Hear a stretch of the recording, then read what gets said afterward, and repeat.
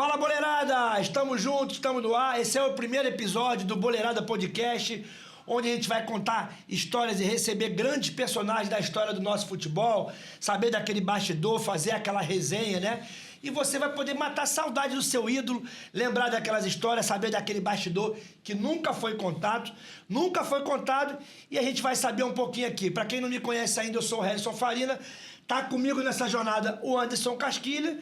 E nesse primeiro episódio, né, Anderson? Nada melhor do que começar com um campeão, né, Anderson? Com capitão. Com capitão, né?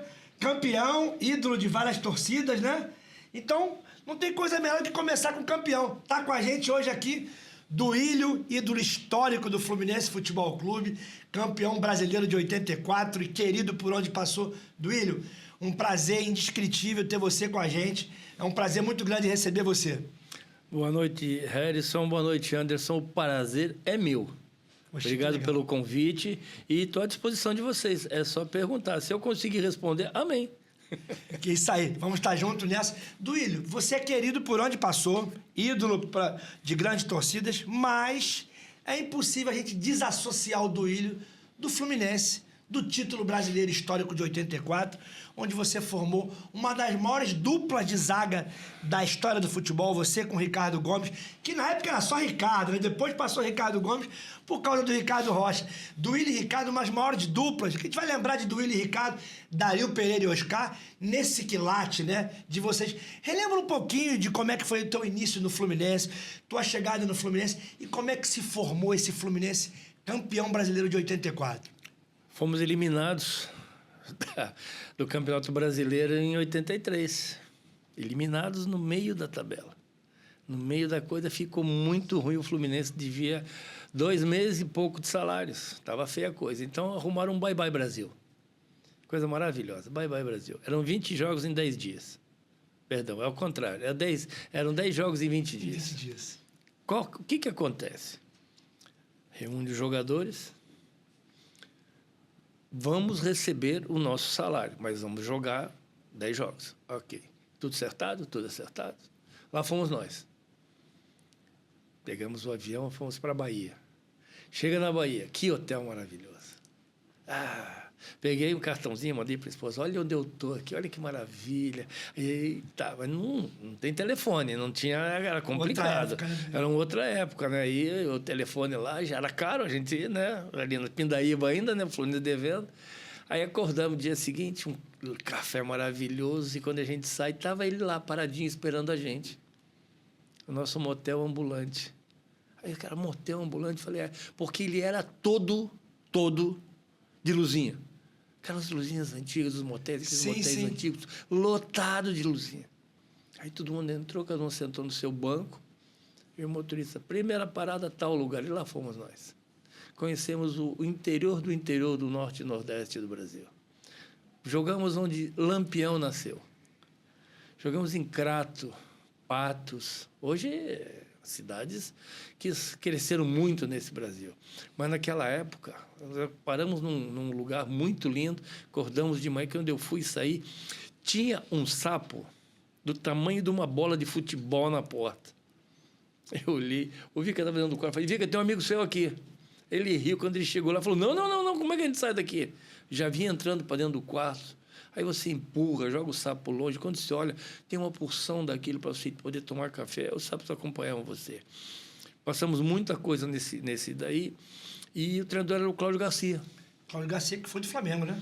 Foi depois do Flamengo. Sim. E aí a gente volta, até disseram uma coisa muito feia, que a gente tinha... O último jogo tinha sido em Sergipe, que nós tínhamos ido para a praia, feito um churrasco, todo mundo ficou nu. Foi uma coisa fora do comum. O negócio é inventar a coisa. Ninguém fez.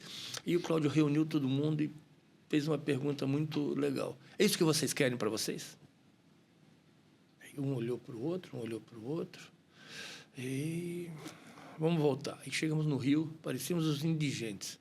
Não recebemos o salário, porque não tinha como, que a gente tinha que ficar jogando e tinha que receber e não sei o quê, e na hora... E nem com os amistosos não veio nada, não veio nada. Aí ia começar, aí a diretoria fez um esforço, pagou um salário, e nós fomos fazer, depois chamavam de intertemporada, mas fomos fazer uma nova pré-temporada ali perto de Volta Redonda.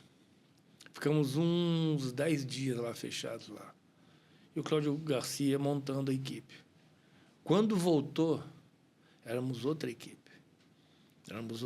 Tanto é que em 83 ganhamos a Taça Guanabara. E aí, depois que ele vai para o Flamengo e vem o Carbone, é isso? Isso. Aí, cara, aí ele vai para o Flamengo, vem o Carbone, ninguém acreditou. E o nosso time era torto. Nós não tínhamos ponta. Nosso time era torto, era penso. O Tato já estava no time? Já estava, já tinha Tato, já tinha Paulinho. O time ficava torto, porque não tinha ponta direita, só tinha esquerda. Então, o que acontecia? Carbone chegou, olhou e falou, não, vou botar um ponta. Segundo turno, a gente não ganhou de ninguém. Ganhamos 2 jogos e, cara, como tínhamos sido campeão. Naquela época era assim, campeão da Taça Guanabara, campeão da Taça Rio e o BAI. Sim. Então, nós tínhamos aí de volta e o BAI. Então, como nós tínhamos ganhado a Taça Guanabara, fomos jogar o primeiro jogo contra nada mais nada menos que o Bangu. Aí, o Bangu simplesmente amassou a gente. A gente não viu a cor da bola. Empatamos de 1-1. Quarta-feira era Bangu e Flamengo. E aí veio a confusão. O Flamengo queria que a gente jogasse com o Flamengo na quarta-feira, porque eles achavam que a gente que não ia... Você fala do triangular final de 8-3? Isso, de 8-3. Sim. O Flamengo achando que a gente não ia ganhar, que eles iam ganhar dele tranquilo, porque a gente estava numa descida, né? Nós estávamos mal. E aí o que aconteceu? Briga aqui, briga ali, mas era para jogar Flamengo e Bangu, estava na tabela. Sim. Tira daqui, tira de lá, a gente treinando, passou quarta, quinta, jogo no domingo. Fatídico jogo no domingo. Aí começa o jogo. Chuva que Deus mandava, parou aquela coisa, aquela lamaçal, tá.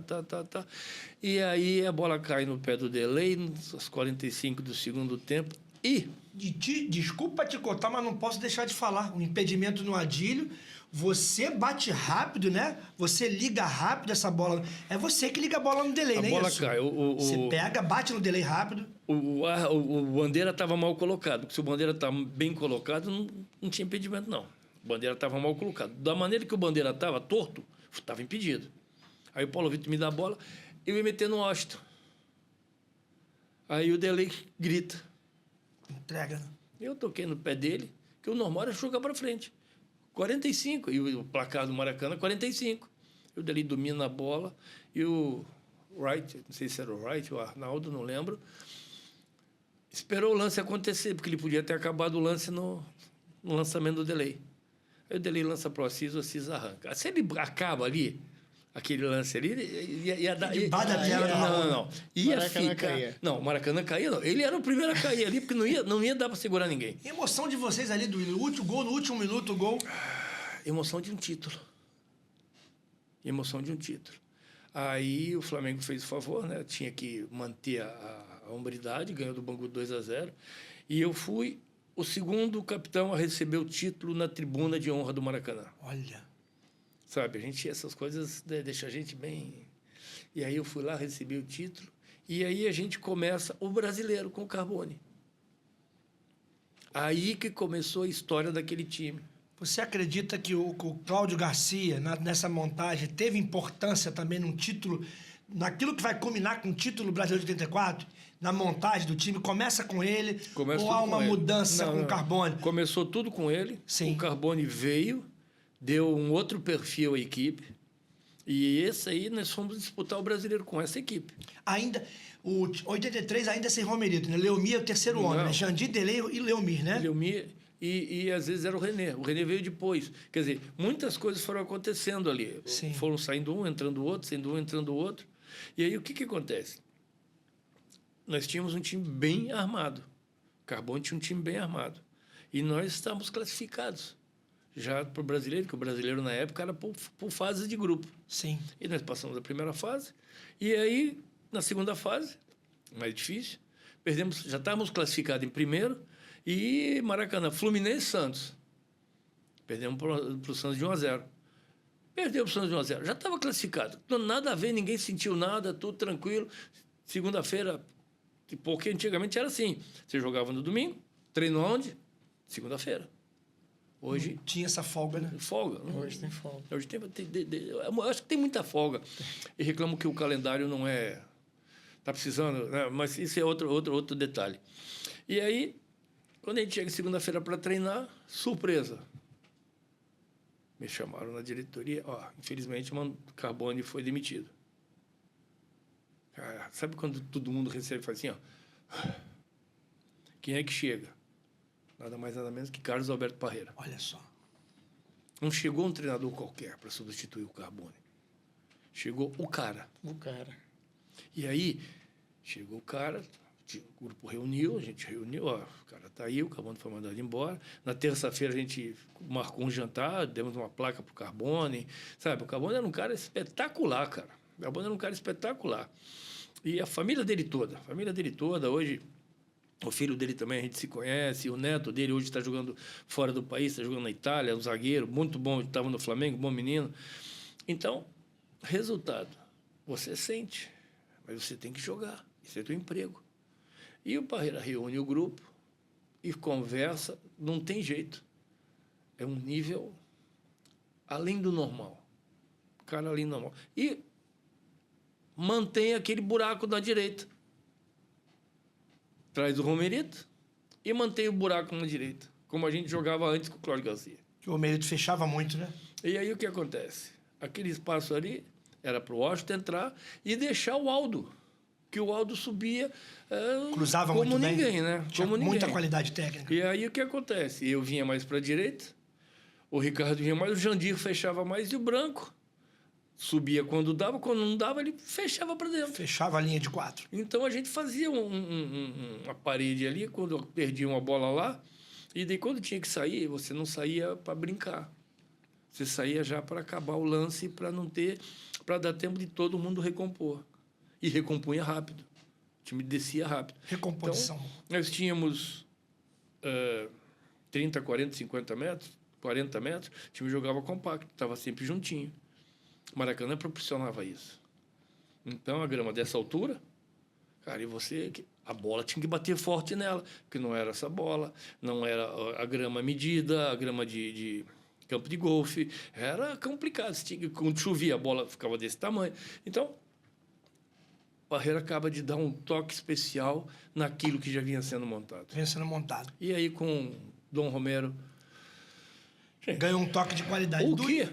Duílio, você falou das dificuldades financeiras, do momento difícil que o Fluminense passou. Esse grupo era muito unido, de fato, desde sempre? Ou os problemas financeiros trouxeram algum bastidor, algum problema? Tinha algum jogador que, de repente, trazia um pouco mais de dificuldade para a comissão técnica, por comportamento? Ou alguém que fosse especial no sentido de levar para cima, ou ao contrário, de trazer problema para aquele grupo? Ou era só aquela família toda, só porque ganhou? Ou tinha alguém que realmente no bastidor era complicado de conviver no cotidiano? Tinha alguém que dava um trabalho, alguém mais levado naquela turma ali? Se você me mostrar uma família que não tenha briga, que não tenha uma discussão, que não tenha um arranca-rabo, como a gente fala. É só no Instagram de hoje em dia, né? Que tudo é perfeito. Tudo perfeito. Você abre o Instagram e olha que maravilha, olha que família linda.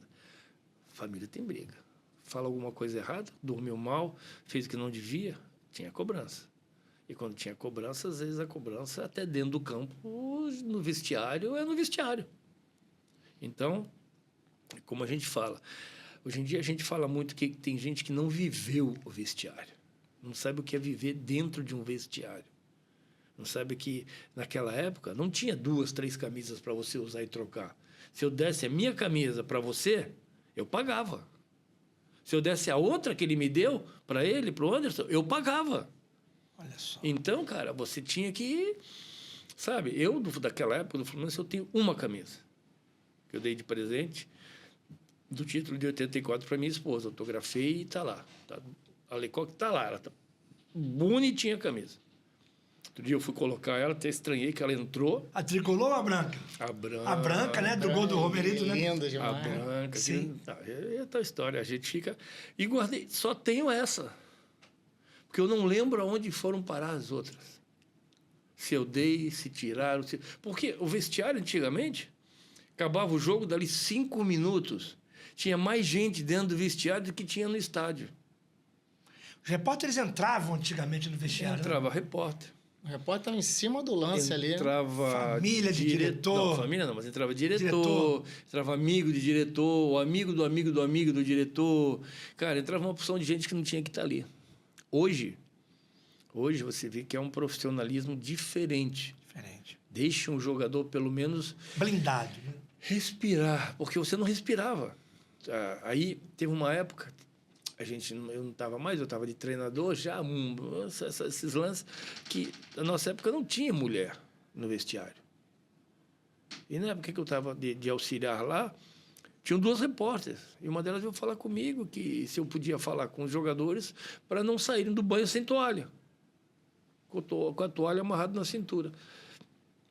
Eu falei para ela, moça, desculpe, eu posso falar com eles, mas vocês estão invadindo um espaço do jogador. Sim. Eu acho que tudo bem. Eles podem fazer isso e com certeza vão atender o meu pedido e vocês não vão ter problema mais. Mas tem jogador e jogador. Reuni o pessoal lá, falei, gente, só uma parte para vocês aí. Por favor, na hora que acabar o banho, enrola a toalha, por favor. Os caras, porque isso aqui não, tem uns caras aí que ficam olhando vocês. Fica chato. Eles começaram a rir. Outra coisa. Então, cara, e aí você parte para aquela época de 84, um time que estava pronto. O time tinha tudo. O time tinha começo, meio e fim. E aí, quando faz o gol do título, o Romerito cabeceia, a bola é perdida pelo Vasco no meio do nosso campo. Quem rouba é o Jandir, que toca para o Tato. O Tato está no meio do campo. Quem é o cara que está aberto na ponta esquerda? Assiste. Você vê a versatilidade do time. Quem está no meio de campo aqui, junto, tentando roubar essa bola? Romerito. A bola vai para o Assis. Quando abre a câmera, você vê. A bola vai no Assis. O Romerito faz isso. Ó. Vai para dentro da área. Ele cabeceia, o Roberto Costa rebate e ele volta e faz. Não, vai entrar agora de qualquer jeito. Hoje eu vejo o jogador no meio de campo tocar a bola e fica parado. Duílio, desse pessoal, quem que você acha que era no vestiário? Lógico que taticamente, tecnicamente, todos têm a sua importância, mas no sentido anímico, lógico, tinha a sua liderança como grande capitão, como grande xerife, mas no vestiário tinha algum jogador que, de repente, era muito importante no sentido anímico para aquele time, de botar todos. Acho que isso era muito compartilhado. Mas tinha muito assim, tipo Paulo Vitor, que era o goleiro lá atrás, tipo Paulo Vitor, Delei era um líder nato, Delei. Às vezes a gente perguntava para o Ocho, chegava e dizia assim, estão batendo muito em mim lá na frente, dá um jeito lá atrás. O que acontece? A gente já encostava no atacante adversário e já dizia, para de bater lá, senão tu não vai sair vivo daqui. Olha. Isso aí não tinha. Isso aí independe de VAR ou não VAR. Depende de você estar no pé de ouvido do cara e falar, manda parar de bater lá, porque senão vai ficar ruim aqui. E os caras mandavam, porque você simplesmente ia lá e com classe, porque não era essas pancadas que dão hoje, com classe você ia lá e batia, com classe. Esse negócio de bater, porque a gente chegava junto. Futebol era para chegar junto, éramos duros, jogávamos na bola, mas, sabe? Então, tínhamos um pouquinho de diferença, da diferença de hoje. Nós tivemos uma homenagem ao Parreira, né? Que, na época que o Mário Bittencourt era presidente, ele fez homenagem ao Parreira e foram lá os campeões brasileiros com ele lá. E o Parreira virou e falou assim, capitão, a gente fazia isso que fazem hoje de posse de bola e ninguém falava nada, né? Porque era toque, vai e tocava. Sim. Mas tocava em progressão, não pegava a bola. Eu raramente pegava a bola e tocava lá para o Paulo Vitor. Era muito raro. Por quê? Quando o Paulo agarrava a bola, tanto eu, quanto o Ricardo, quanto o Vica, ele botava no chão e dava um toquinho. Quando a gente dava esse toquinho na bola, ele tinha 3 segundos para despachar a bola. Então, ele já tinha visto o lance e já sabia onde ia colocar.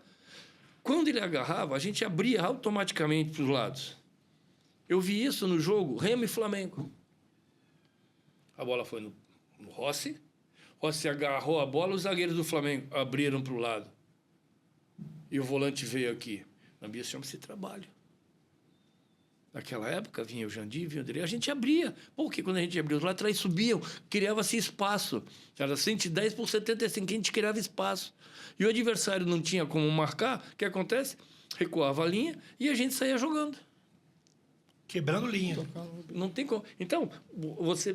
o futebol mudou? Mudou. Mudou o tamanho do campo, mudou o tamanho da grama, mudou a qualidade da chuteira, mudou a qualidade do uniforme. Agora, eu ainda tenho o da Lecoque lá. A Lecoque é Lecoque. Quero fazer propaganda da Lecoque, mas já me ofereceram uma grana naquela camisa. Eu falei, não dou. A dona da camisa não vende, não troca e não dá. E a gente imagina, né, Anderson, quantos craques que tinham naquela época, né? Que ele enfrentava. Pô, quem segue esse cara, Marca? Fala quando. Pergunta pra esse cara quem enfrentava. Pelo amor de Deus. Duílio, vamos voltar aqui um pouquinho rapidinho no Parreira. Como você falou, eram vários líderes natural que você tinha naquele time de 84. Mas eu creio que tinha um líder ali maior, campeão de tudo, que foi Carlos Alberto Parreira. Como que era a relação do conjunto, daquela equipe campeã com o Parreira no vestiário? O Parreira era um cara simples, tranquilo, não se exaltava. Ele era... você ser treinador, que eu fui treinador, né? É um cara que você se espelha. É um cara que lia, ele gostava de ler. Naquela época não tinha o scout que tem hoje e nem o... Como é que fala? Estatística, né? Não é estatística, não. Tem um cara que lê o jogo todo, que eu já lembro o nome. Analista de desempenho? Analista de desempenho. Essa situação. Não tinha nada disso. Então, o que acontece? Ele lia jornais, sempre tinha alguém que ia ver o jogo para ele do time lá e depois reportava isso a ele. Né? Ele pegava o campo, pegava os botões e dizia, o nosso time joga assim. O time deles joga assim. Dentro do nosso esquema, para a gente acabar com o adversário, a gente vai fazer isso, dentro do nosso esquema. Ele não mudava o nosso esquema.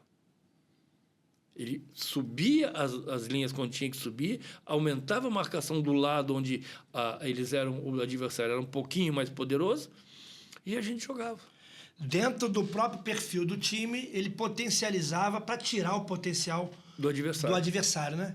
Teve um dia que ele falou assim para mim, o dia que descobriram que a gente tem 5 no meio de campo, a gente já ganhou tudo. Nós tínhamos 5 homens no meio de campo. Só ficava o Washington? Jandir, Delei, Romerito, Tato e Assis. Eram 5 caras no meio de campo. Era o Washington lá na frente. Quando o Washington trocava com o Assis ficava lá na frente. Nós tínhamos sempre 5 no meio de campo. Um escape pelo lado direito, um escape em velocidade pelo lado esquerdo, porque quando não era o Tato, era o Paulinho. Quando o Tato... Aquilo era uma briga saudável dos dois. Saudável, né? Espetáculo. E nos jogos decisivos, o Paulinho acabou fazendo os gols mais importantes. Embora o Tato fosse um grande jogador, um grande driblador, mas nos jogos decisivos o Paulinho teve um destaque maior, né? Teve. No Carioca de 85... Eu já não estava aqui, eu já tinha sido vendido. Sim. Mas o Paulinho já sabia. Eu ajeitava a bola, o Paulinho no campo. O Paulinho não pensava 2 vezes, eu já lançava a bola. Hoje diz que você tem que dar uma fatiada, porque não se lança mais bola. Hoje eu falei assim, gente, antigamente você dava um chutão, o comentarista dizia, olha o lançamento. Não tem como. Você dava um chutão. Agora, quando você ajeitava a bola, o Paulinho já sabia. O Tato não gostava no pé. Agora, o Paulinho, quando se lançava... Atacava espaço, né? Atacava espaço. O Tato enfileirava mais no drible, né? O Edivaldo é um cara muito legal. Você né? fala do lateral direito, Edivaldo? Direito. Ele estava no Vasco nessa época. Sim, agora sim. ele jogou no Fluminense e tudo, a gente estava lá em Xerém. Aí nós estávamos conversando, não sei o quê, eu virei para ele, estava brincando, daqui a pouquinho ele falou uma piada, cara. Aí eu falei, alguém vai brincar contigo, tu não vai gostar, hein? Ele falou, capitão, eu falei, presta atenção, quem mandou lembrança para você foi o Tato, hein? Ele começou a rir. Cara...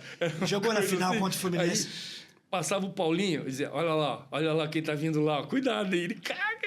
Então, cara, isso do futebol de antigamente ficou. Ficou porque você tem essa amizade com as pessoas que jogaram com você, jogaram contra. Fluminense e Vasco, Maracanã.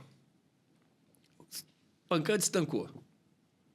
Eu dei no Roberto, o Roberto deu, a gente deu, brigou com o Ricardo. Foi uma confusão com o Roberto. Aí acabamos saindo do Maracanã, a minha esposa, vamos jantar na Barra? Eu estava morto de cansado. Falei, vamos lá no Só Saladas. Tinha um restaurante lá que não existe mais. Tinha 35 tipos de salada. Olha, era gostoso, hein? 3 pratos quentes. E a bebida... A gente naquela época bebia, então não dá para falar muito.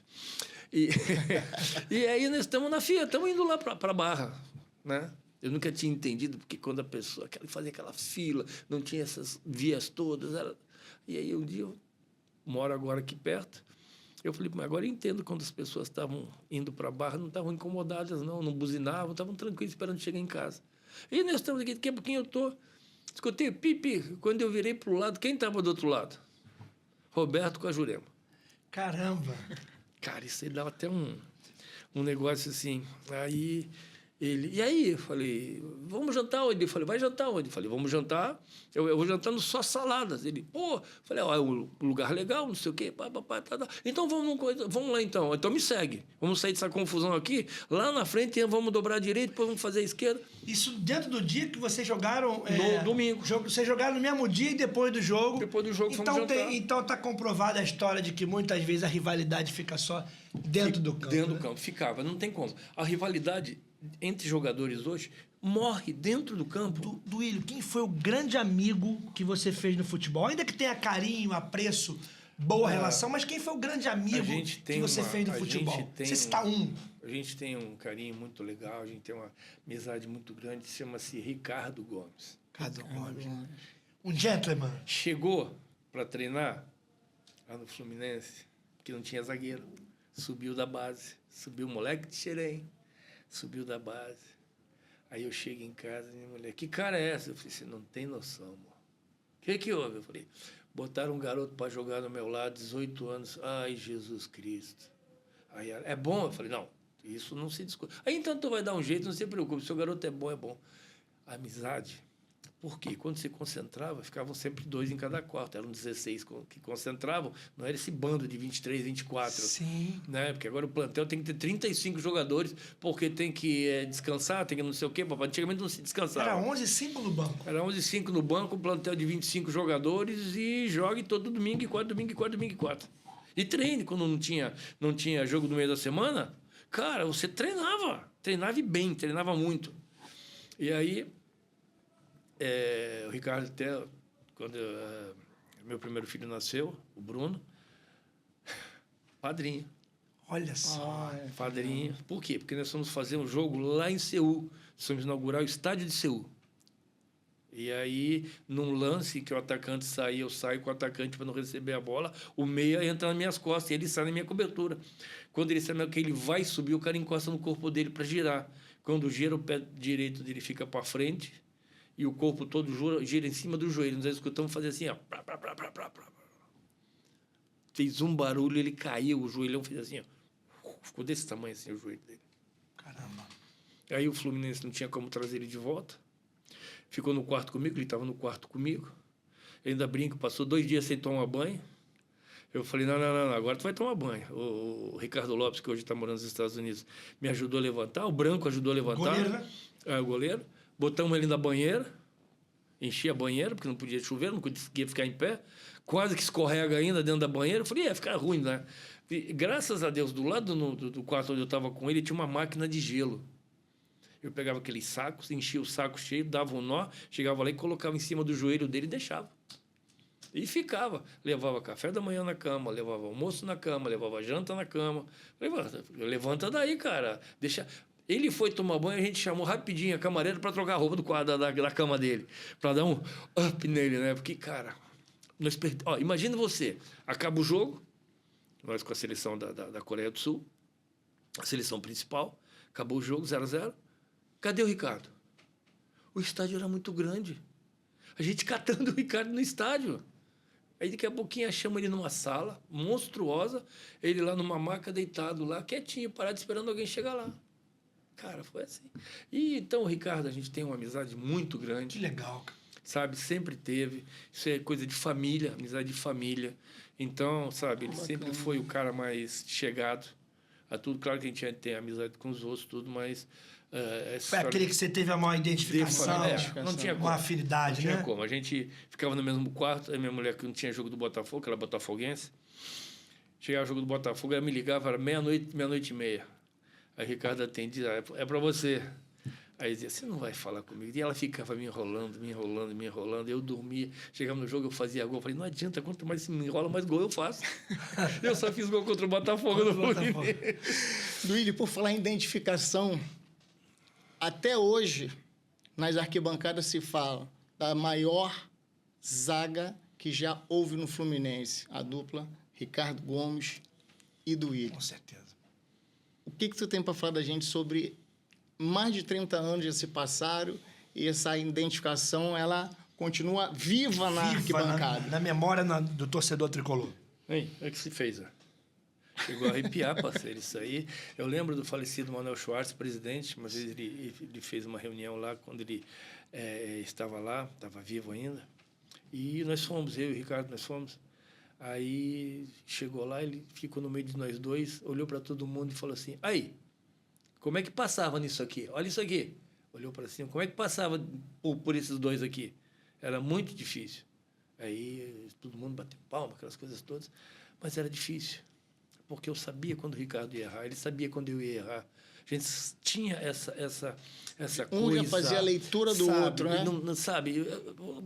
Estava junto. Estava junto. Eu sempre digo, uma dupla de zaga é perfeita quando os dois estão juntos. Jogam todos os jogos juntos. Você sabe quando ele vai errar, você sabe quando ele vai acertar. Quando ele saía com a bola, eu já saía aqui. Se ele perdeu, eu já estava aqui. Quando eu saí, ele já vinha para cá.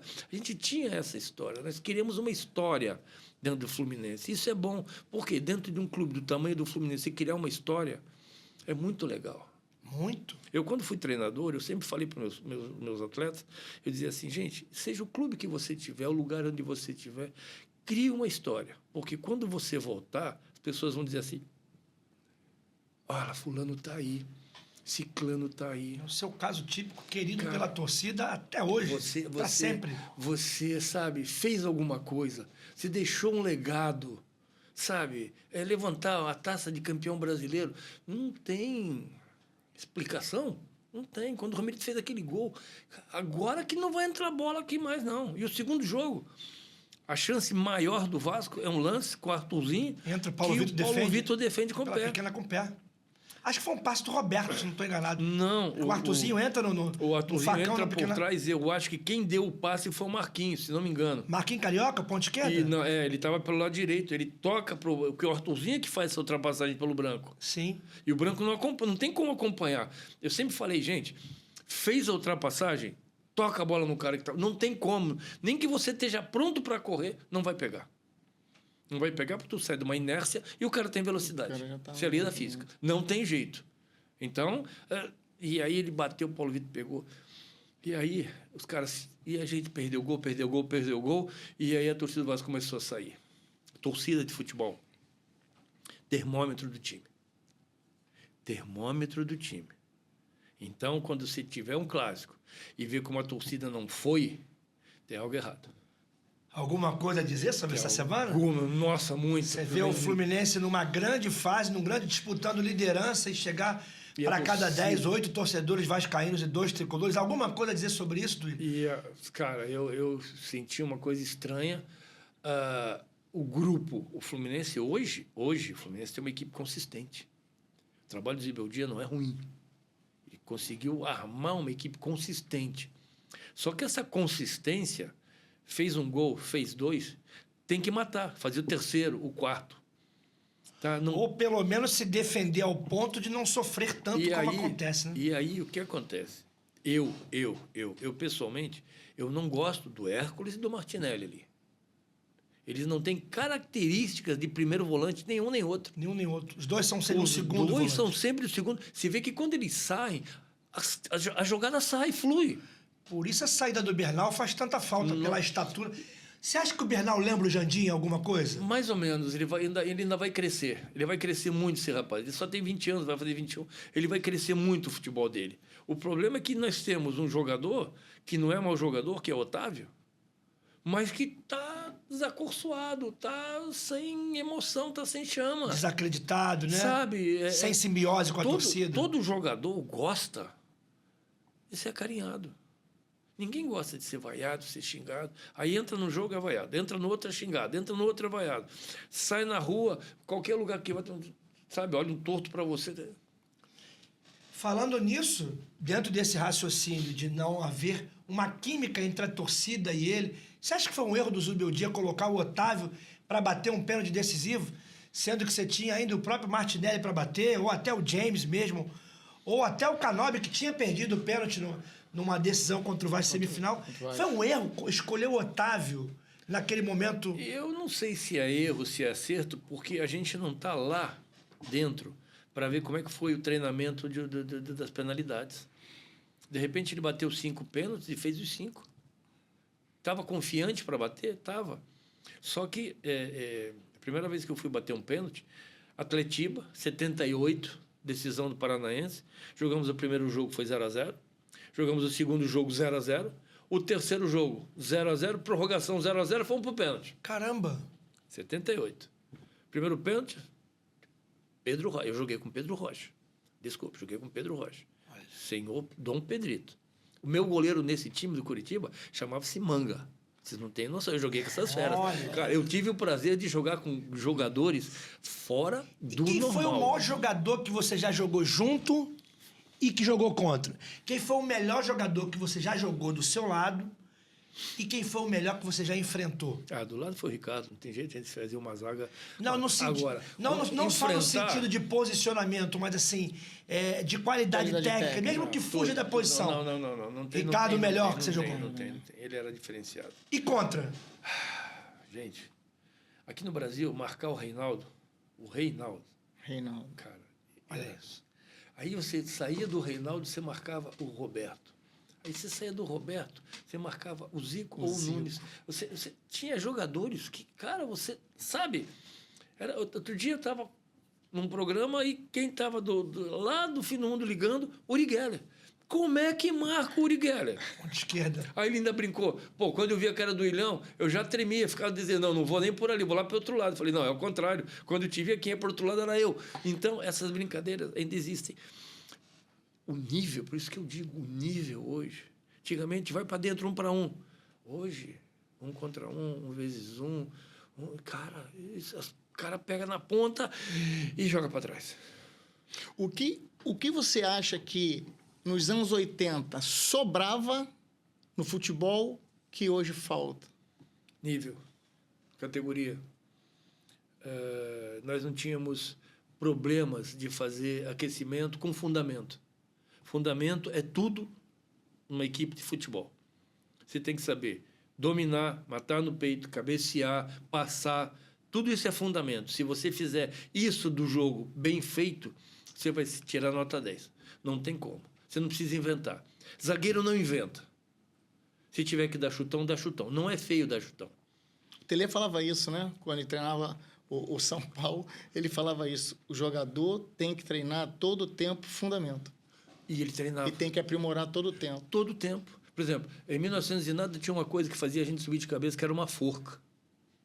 Então você subia, acabava o treino, você dava 10, 15 saltos na forca ali. No dia seguinte você dava 10, 15 saltos na forca. Falta. Você batia 5, 10 faltas. 5, 10 faltas todos os dias. Você treinava lançamento.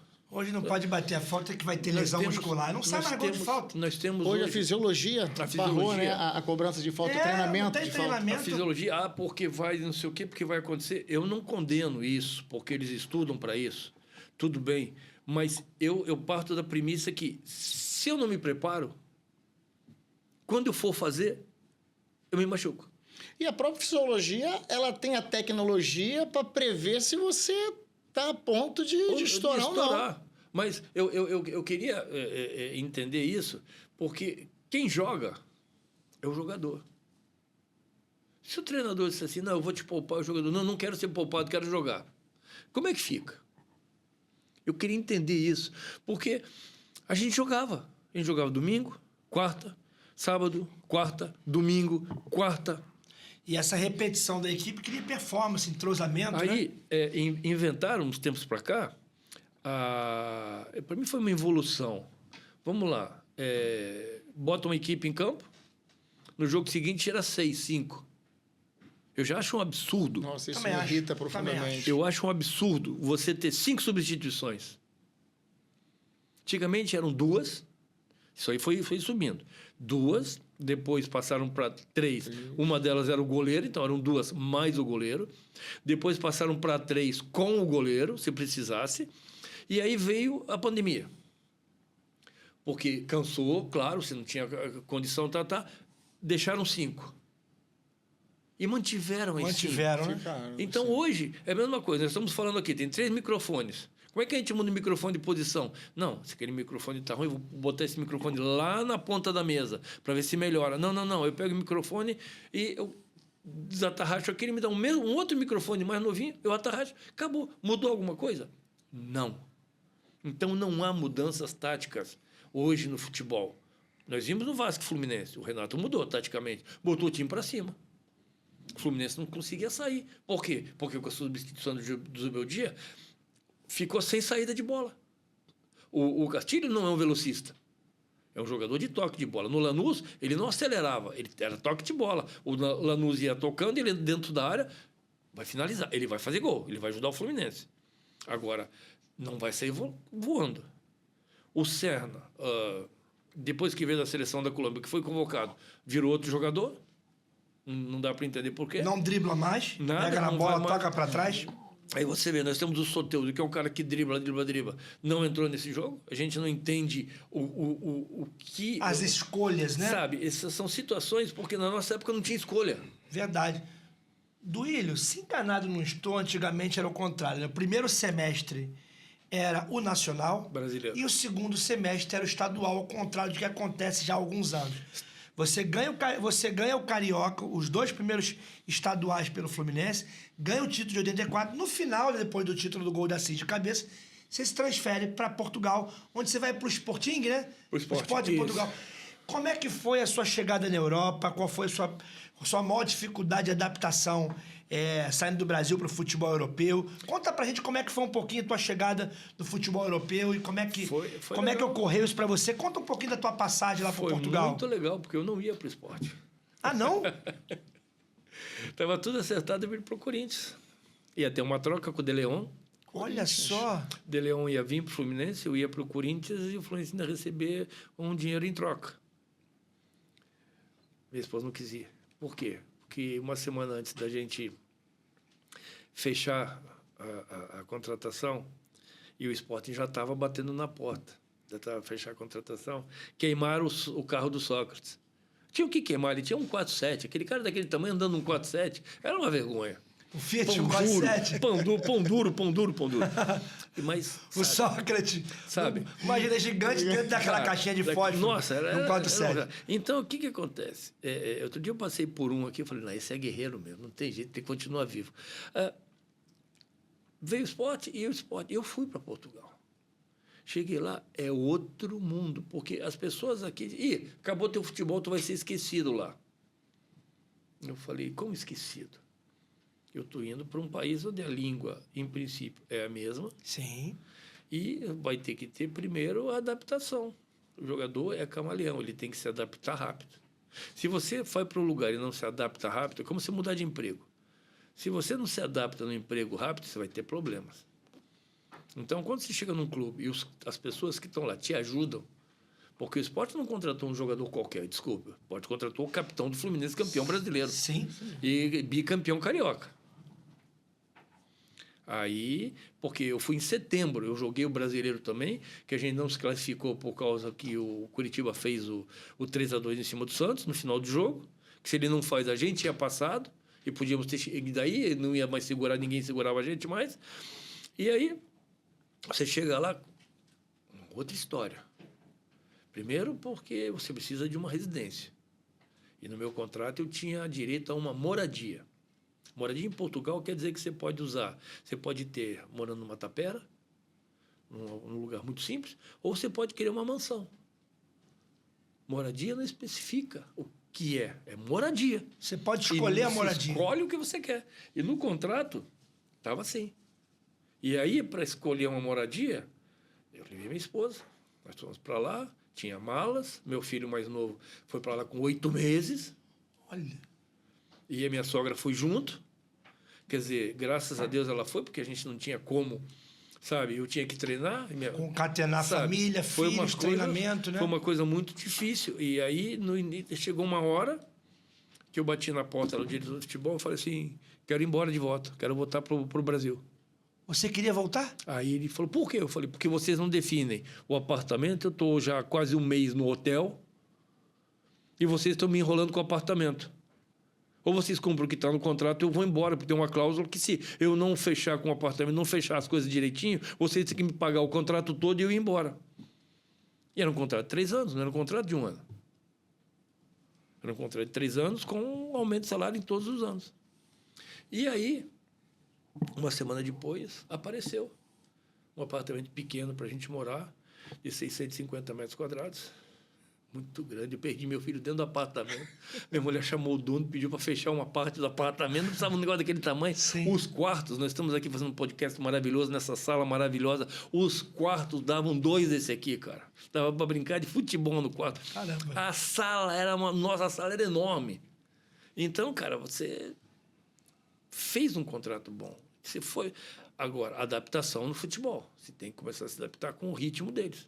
E eu estreiei no esporte porque o zagueiro, o Venâncio, ele tinha um problema no joelho. Ele tinha um problema na rótula do joelho. Então, ele sentava, como nós estamos sentados aqui, daqui a pouquinho a rótula saía do joelho e ia para o lado. Ficava um buraco na frente do joelho e a rótula do lado. Aquela dor era... Então... E na Europa, quem foram os jogadores que você confrontou lá, da época, os grandes jogadores, grandes nomes que você confrontou... Não só na Liga Portuguesa, mas, de repente, num confronto contra outros países, numa Champions, que era a Copa da UEFA na época, né? Quem foi o grande jogador, os grandes jogadores que você enfrentou naquele período? Cara, nós quando jogamos contra o Barcelona, que fomos eliminados na Copa dos Campeões, na Taça dos Campeões, na Copa dos Campeões, naquela época, Gary Lineker, Mark Hughes, que eram os 2 da seleção inglesa. Artilheiro da Copa de 8-6, né? Isso. Aí o que acontecia? Eles jogam a bola na área. Tudo bem. Futebol naquela época era assim. Barcelona jogava bola. Saía com os zagueiros, jogava a bola para os laterais do meio do campo jogavam a bola dentro da área. Aí a primeira vez que eu fui subir, as pernas dele, o joelho dele bateu no meu peito. Eu falei, como é que eu marco um cara desse aqui? O cara sobe que é um espetáculo. Aí o outro zagueiro falou assim, a gente não consegue marcar. Eu falei, a gente consegue, quer ver? A bola vinha e começava a encostar nele. Quando ele ia, eu encostava para querer subir. Claro, ele subia em cima de mim, árbitro. Falta. Aí outro... e aí a gente conseguiu frear esses 2. Depois veio um atacante sueco que estava no Atalanta, que eu esqueci o nome. Aí jogamos contra o Swarovski Tirol da Áustria, que tinham 7 jogadores da seleção da Áustria, e o Polster, que era o capitão austríaco, jogava nesse time. Sim. Metemos 4-0 neles em Alvalade. Imagina, 4-0 em Alvalade, todo mundo... Chegamos lá e perdemos de 4-2. Com 20 minutos de jogo, 2-0 para os caras. Você não conseguia marcar os caras. Era complicado. Você tinha que, sabe... Eu nunca gostei de dar carrinho. Com 30 segundos de jogo, já tinha dado carrinho para o cara não fazer o gol. Para você ver como é que... Sabe, é um frisson que... O campo já era apertado. E esse confronto foi pelo esporte, né? Pelo esporte, tudo pelo esporte. Esse princípio primeiro foi pelo esporte. Então, nós jogamos... teve até um jogo, esse contra o Atalanta, o treinador, chamado Antônio Moraes, ele armou um esquema, a gente não passava do meio de campo. Então, os caras não tinham espaço. E a gente saía tocando... Teve um lance no jogo, eu antecipo, acho que era Stromberg, que era um excelente jogador sueco, era a nata da Suécia, a seleção, eu antecipo e arranco. E toco no meu atacante. E você tinha muito isso, né, Duílio, de arrancar com... E aí o que acontece? Toco no meu atacante e passo. Eu estava na linha do meio de campo, era só ele ter dominado e enrolado. E eu ia para dentro do gol. O atacante não era português, era brasileiro. O que ele tem que fazer? Dominar e empurrar a bola e eu ia embora. Ele domina e gira. E toca para o lado e toca para trás. Perdemos o jogo de 1-0. Entramos no vestiário. O Moraes entra no vestiário. Nossa, pensei que ele era pequenininho, pensei que ele ia matar alguém. Chegou, deu de dedo no centroavante. Duílio arranca com a pelota e você não fez a tabela, meu. Aí já saiu um rosário de palavrões, né? Porque são mestres nisso. E ele ficou parado. Não, mas o senhor disse que não era para atacar. Ele falou... Vamos raciocinar. Aí ele acalmou, respirou.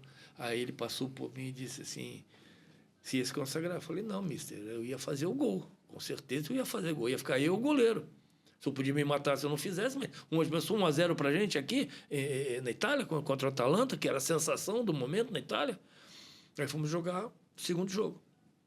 Lá em Alvalade, fizemos 1-0. O jogo correndo bem. Eu vou, arranco, tabelo, dessa vez tabelei com meia, jogou na linha de fundo, eu vou cruzar, o cara vai com as duas pernas na minha perna, assim, fica um buraco desse tamanho assim na minha perna, arrebentou até minha caneleira. Caramba. Duílio, aqui no Brasil, você marcava Roberto Dinamite e Zico. O que era mais difícil? Roberto Dinamite e Zico ou os atacantes europeus? Bem, na Europa eles usavam muita bola alta, eu fui contratado justamente por isso. Então eu tinha que, às vezes, tomar impulso lá e chocar, porque eles eram, por exemplo, jogar contra norueguês, sueco, finlandês, escocês, Muita bola aérea. mais um ex desse aí, eles eram os vikings. Só. Gente, nós jogamos contra o Feyenoord, tinha 2 vikings lá na frente, fiquei olhando para os Zagueiros assim, altos. Tudo alto. O time deles, eu acho que eles faziam pela régua. Abaixo disso aqui não joga. Não joga. Não, e o pior, o braço do cara era na minha perna. Cara, você tinha que se livrar daquilo. Aqui você tinha que Força cuidar física, altura. da habilidade desses caras. Habilidade, né? O Zico, se você não matasse jogar no meio de campo, ele vinha, falta na entrada da área. Falta na entrada da Era área. pênalti, né? Zico, Dinamite, Éder, Nelinho, falta ali na região da área. Como é que faz? Quando tinha falta pro Zico na entrada da área, pra você pensar assim, era rezar e entregar pra Deus, não tinha mais jeito. Não, a gente torcia para ele bater na barreira, pelo menos, né? Mas era difícil, né? Era complicado ele treinar. Teve um jogo... Quem te deu mais trabalho, Zico ou Dinamite? Os dois, não tem como. Não tem como. Um em cada posição, porque o Zico não era atacante. O Zico era o meio atacante. Meia de chegada. Sabe? Era o centroavante e o ponta de lança. O Zico era o ponta de lança. Então era complicado. O Pelé era o ponta de lança, o atacante era o Tostão. Roberto era mais um homem de área, né? Roberto era um cara de... Roberto, quando teve um jogo, Vasco e Fluminense. Falta. Roberto ajeitou a bola, contou o passo. E a gente ficou... Era proibido. Era proibido ficar de costa na barreira. Aí o Paulo Vitor está olhando para a gente está olhando para ele. Vira de frente. Não, a gente quer ver o gol, cara. Fica aí, arruma aí. Cara, ele começou a rir. Isso era assim, Vitor, não mexe. O Roberto Ele demora... contava os passos, eu lembro bem disso. Demora para bater, espera, não mexe. Aí ficava aquela coisa, daqui a pouquinho o Paulo fazia assim. Quando ele caía para o lado, a gente só via a bola passar. Não tinha como. Tinha com muita qualidade, né? Muita qualidade. Muita qualidade. Por exemplo, eu lembro que eu fiz um gol contra o Botafogo, de falta. Estava 0-0, era 1-0 o Botafogo. Aí saiu uma falta. Aí eu delei, vai fazer o quê? Eu falei, delei, só tira um pouquinho da barreira. Acertei lá na forquilha. Aí encontrei o Paulo Sérgio. Eu falei, tá pulando até hoje, né, Paulo? Goleiro pra pegar de seleção, aquela bola, né? Goleiro de seleção. Com 1,78 m. Falar em seleção, Duílio, grande zagueiro que você foi, multicampeão. O que faltou para você não ter tido mais chance na seleção? Com a qualidade técnica que você tinha como zagueiro, você acha que foram injustos com você? Teve alguma política na época na CBF? Alguma coisa que você acha, alguma mágoa quanto a isso? Quanto a pessoas ou contra algum organograma político para um zagueiro do seu quilate não ter tido mais chance na seleção brasileira? Conta um pouquinho disso pra gente. Eu fui para a seleção em 79, com o Cláudio Coutinho, eu jogava no Curitiba. O Rubens Minelli tinha ido ver o jogo lá, tinha jogado São Paulo e Curitiba, ele disse que tinha visto o maior zagueiro do futebol brasileiro jogar no momento, e era eu. Botou no meu nome lá. Tanto é que apareceram trocentos clubes para me comprar lá e a bênção do presidente não me vendeu. Tanto é que a última que eu soube, eu fui lá, entrei na reunião dele lá, falei, só estou lhe comunicando que eu estou indo embora, minha carreira acabou aqui. Fui, virei de costas e fui embora, foram me buscar em casa. O que aconteceu? Eu falei, veio fulano, ciclano, beltrano. Comecei a enumerar os times que vieram e você não me vendeu. Aí, então, quando eu estava no Fluminense, fui eleito o melhor zagueiro de 83. Essas coisas todas, tudo política. Tudo política porque tinha que convocar o fulano não sei de onde. Bateu o ciclano não sei campeão de em onde. 84. E Foi tudo pra existe Europa, isso jogou... Tudo política, não é Existe jogador. mesmo isso do jogador lá de seleção, que tem coisa de empresário, que tem que botar. Existe isso. Comenta-se muito isso nos dias de hoje, até mais do que antigamente. Já existia isso, que tinha que botar fulano, que é jogador de empresário. Isso sempre existiu. Antigamente não tinha o jogador de empresário. Sim. Porque não tinha empresário. Não tinha nem assessor de imprensa. Nada. Era o jogador que resolvia o problema. Só que a política era uma coisa... Tinha que ser do estado X, do estado Y, do estado Z. E aí, cara, eles iam fazendo essa coisa e iam tirando. Então, quando você estava numa fase voando, você é convocado. Aí chega na hora, o cara me dá desculpa porque o Bebeto bateu em mim, caiu, o juiz deu falta. Disse que eu fui inocente fazendo uma falta no Bebeto na entrada da área. Eu falei com o treinador que foi para a seleção, depois que ele voltou da seleção. Quem era? Você fala o quê? De 84? Evaristo? Evaristo. Aí falei, professor, qual o problema? Aí ele, não, porque... Eu falei, professor, me poupe, o senhor jogou futebol, o senhor jogou no Real Madrid, o senhor não foi um jogador qualquer. O senhor sabe que eu não fiz a falta. Você foi treinado pelo Evaristo? Não. Não, né? Mas teve contato com ele. Contato com ele, a gente conversava. Se tiver alguma história dessa lenda aí, conta pra gente. Não, e eu estava conversando isso com ele. E aí eu falei com ele, o senhor não me convocou por quê? Essa desculpa que o senhor deu não pegou, ficou ruim. E outra coisa, se eu tô lá, não tinha essa democracia na seleção, não. Que democracia só cabe, e ideologia só cabe para quem tem ideologia. Sócrates e Casagrande dominaram a seleção e quiseram implantar a democracia corintiana na seleção e ficou essa coisa horrível. O senhor ficou sozinho, não tinha jogador para lhe apoiar, queria a sua cabeça, e eles lá bonitinho, não falavam com a imprensa, sabe, não sei o quê. Aí ele ficou parado olhando. Não, mas eu falei, professor, o senhor fez o que o senhor tinha que fazer. Agora tem o seguinte, o mundo dá volta. Por isso que eu fui embora do Brasil. Fui embora do Brasil porque tudo que você ganha aqui, ganhava aqui, tinha uma coisa chamada leão. Ele comia o teu salário todo. Não tem como. Eu fui lá para fora para tentar fazer alguma coisa para me ficar bem no futuro. Então, o que acontece? Eu passei 10 anos e meio jogando futebol em Portugal e mais meio ano lá porque meus filhos estavam acabando a escola. Eu estava conversando com o Anderson, antes de começar, desculpa te cortar, Anderson. Uma das camisas mais recentes do Estrela Amadora, que você defendeu em Portugal, tá com a imagem nada mais, nada menos do que do Ilho na camisa oficial do time. O que representa isso para você, ser homenageado na camisa principal de um time que você defendeu? Uma camisa recente do clube, depois de tantos anos. Eu estou em casa, toco o telefone. Aí o cara gostaria de falar com o Duílio. Eu falei, ele, o que você deseja? Eu sou aqui amigo do presidente do Estrela, o presidente está ali pediu para mim ligar e tudo mais. Eu queria saber se você quer vir aqui em Portugal, porque ele resgatou a taça de Portugal que você levantou no Jamor. Em 90? E quer que você levante de novo. Que maravilha. Cara, não tem preço, né? Não, sabe? Isso não tem preço. É você saber que você fez algo de produtivo. É o legado que você falou. Que você deixa, cara. Eu joguei 3 anos no Sport, 3 anos no Estrela. Quem diria que o Estrela... Eu fiz uma coisa que ninguém fazia em Portugal. Eu saí do grande Sport, e fui jogando pequenino no Estrela e tinha acabado de subir de divisão. O treinador do Estrela me chama, diz assim, eu vou montar meu time em cima de você. Se você vier, eu monto uma grande equipe. Se você não vier, eu não tenho como montar uma grande equipe, porque ninguém vai vir. Você já te passou toda a confiança no projeto, né? Você vai ser meu capitão.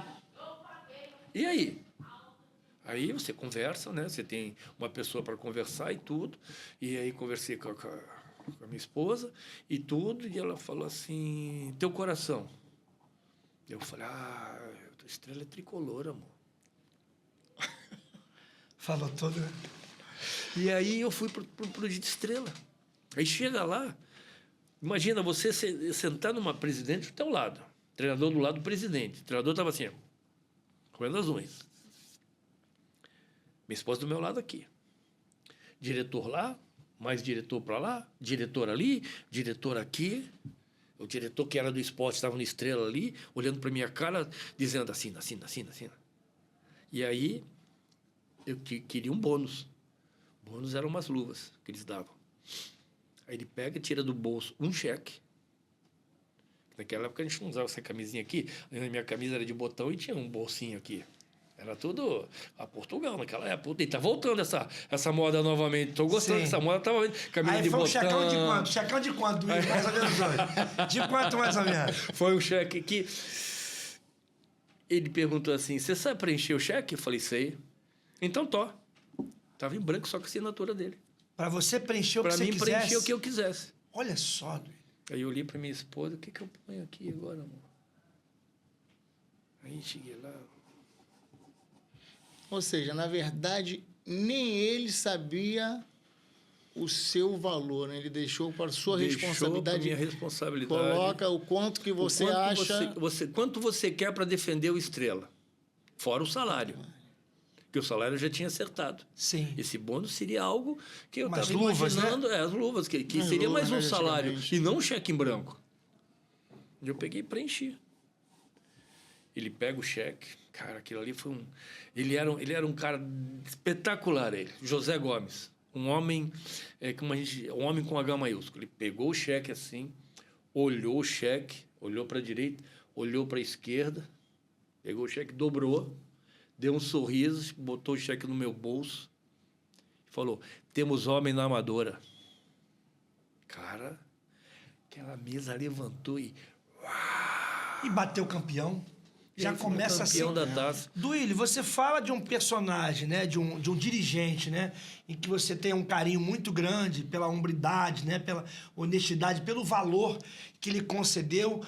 Ao contrário, teve alguém no futebol que te decepcionou por não cumprir com a palavra? Ou um dirigente, ou algum jogador?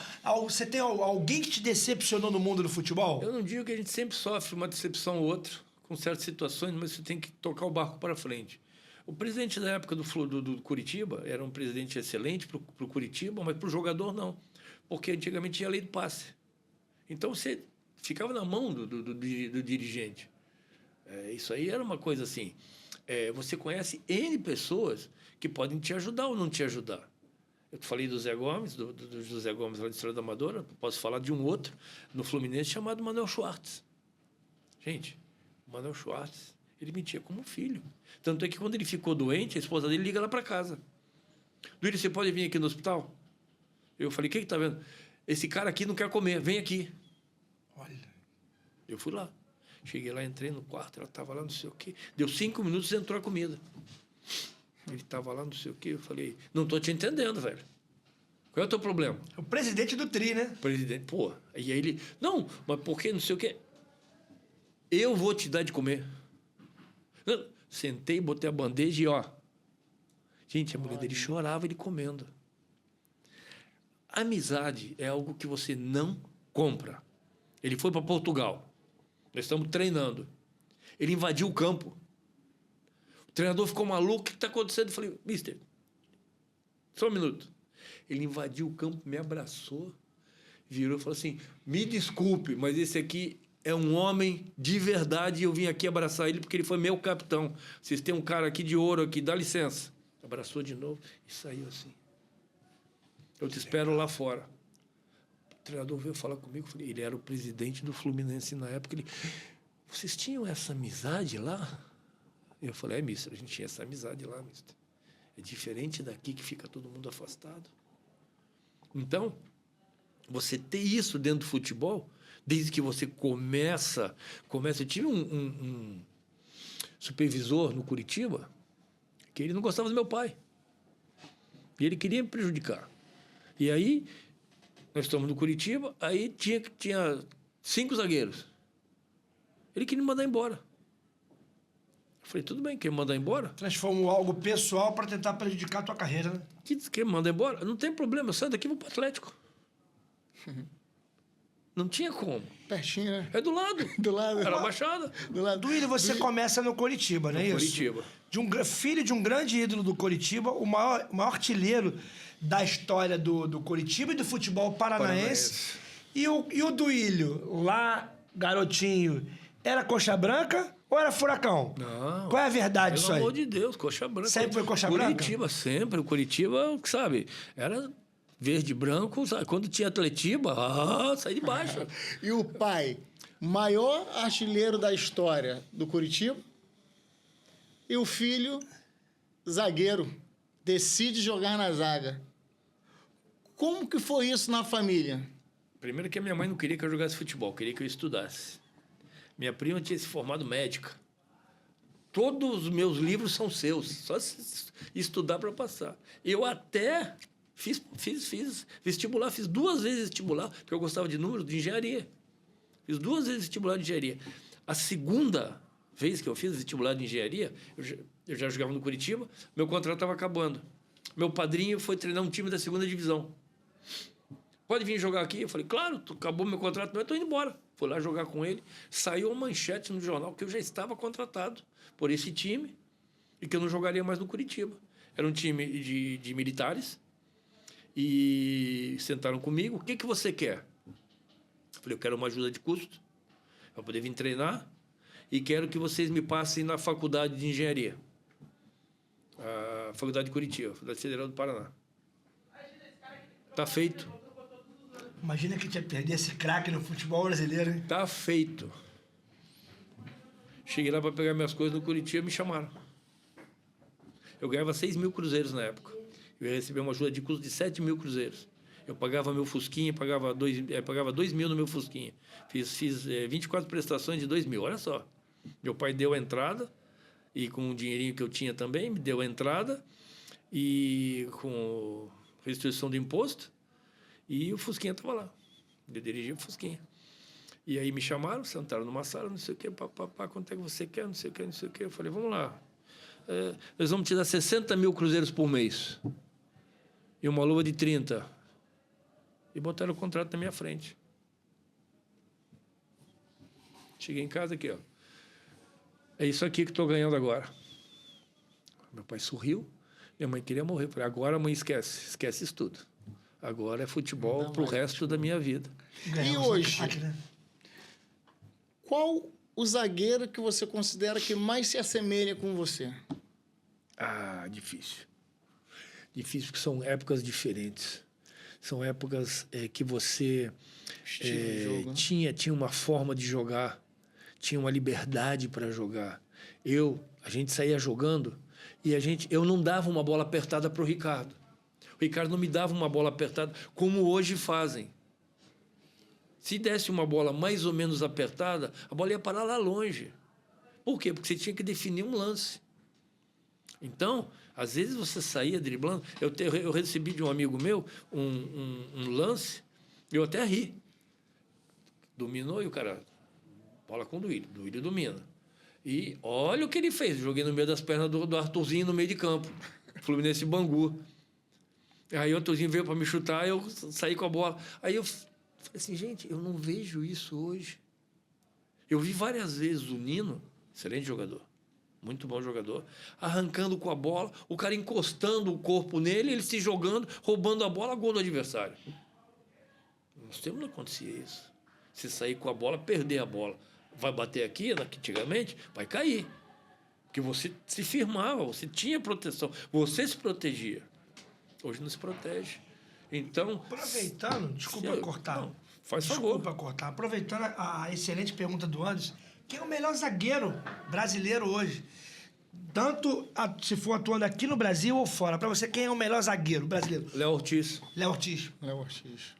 Concordo com você. Gosto muito do futebol dele. É um camisa 10 na zaga, né? Ele joga, tem jogos que ele joga de terno. Joga de terno. Eu falo isso Eu pro meu gosto filho. dele, eu gosto dele. Sim, eu acho ele excelente. O Léo Pereira está numa fase muito boa. Sim. Mas o Léo Ortiz, de tudo isso aí, ele é muito diferenciado. Sabe? E não precisa ser alto para ser zagueiro, ele sabe ser zagueiro. Joga de terno, né? Um ou outro detalhe escapa. Às vezes você precisa, jogando de terno, você tem que estragar o sapato. Dá um bico, chuta lá para frente. Não é demérito nenhum. Então, o futebol hoje, tomou um rumo muito diferente com essa saída de 2, saída de 3, saída de pelada. Aquele no campo é saída de pelada. Toca aqui para mim, você vai jogar uma peladinha. Toca aqui do lado, aí a gente vai jogar. É igualzinho que tu faz na pelada. E na pelada às vezes está muito mais bonito. Então, futebol hoje, você transformar ele antigamente, esquece. Não tem como. De antigamente, botar para o dia de hoje, aí falaram assim, se você jogasse hoje, você estava bilionário? Eu falei, com o futebol que eu jogava antigamente, sim. Mas eu tenho receio que se eu jogasse hoje, eu seria tão perna de pau como esses todos que estão aí. Duílio, você que é um ídolo também do Coritiba, mas está radicado no Rio há muito tempo, muito identificado com o Fluminense. E hoje, Fluminense e Coritiba vão fazer a final do Brasileiro. Como é que fica esse coração? É totalmente tricolor ou vai ficar difícil aí de... Ia doer, tá? Ia doer porque tem um mural lá em Curitiba, no estádio do Curitiba, lá com a foto do meu pai. Sim. Só tem 2 jogadores no Brasil que o pai e o filho jogaram na mesma equipe. Eu e o Djalminha. Palmeiras. E aí, cara... Eu cheguei lá, vou contar rapidinho isso aqui. Cheguei lá no museu, cheguei na porta do museu. Bom dia. Eu posso entrar? O senhor tem que pagar aqui, é tanto, sua esposa tanto, e seus filhos. Eu falei, até as crianças pequenas têm que pagar. Não sei o que. Eu falei, mas eu queria ver se eu estou bonita na foto lá. Ela ficou olhando para mim, olhou assim, chamou não sei quem lá, olhou, olha, não sei o que, foi lá para dentro, não sei o que, daqui a pouquinho pega o telefone, liga, não sei o que, daqui a pouquinho vem um diretor, abre a porta, pelo amor de Deus, o cara tá aqui. É o Duílio. Aí eu entrei para ver minhas fotos com meu pai no museu. Que bacana, hein? Duílio, pra gente terminar, vamos fazer um bate-bola aqui rapidinho. Com quem que o Duílio jogou mais ou jogou menos? Você jogou mais que o Wilson Gotardo, zagueiro do Botafogo? São outras épocas. O Gotardo é um excelente jogador. Eu sei que eu joguei mais que ninguém. Eu não consigo. Jogou mais que o Alexandre Barbosa do Botafogo hoje em dia? O Alexandre Barbosa, ele só tem um defeito. Ele parece um galo de briga. É um bom jogador. Mas essa reclamação hoje é uma coisa. Eu não conseguia. Quando você reclamava naquela época, você tinha que ter estilo para reclamar. Porque o juiz daquela época... rua. Esses aqui não ficam protelando. Primeira reclamação, manda para fora, nunca mais reclama. Mas eu joguei mais que ele. Jogou mais, né? Duílio. Uma para... Voltando só para a seleção brasileira, para a gente fechar. Hoje no GE... O Mazinho, tetracampeão de 94, falou que acabaram com os nossos 10. Camisa 10.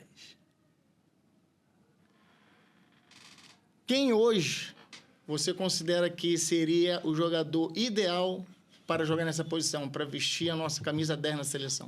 Quem você escalaria para a Copa? Tá difícil.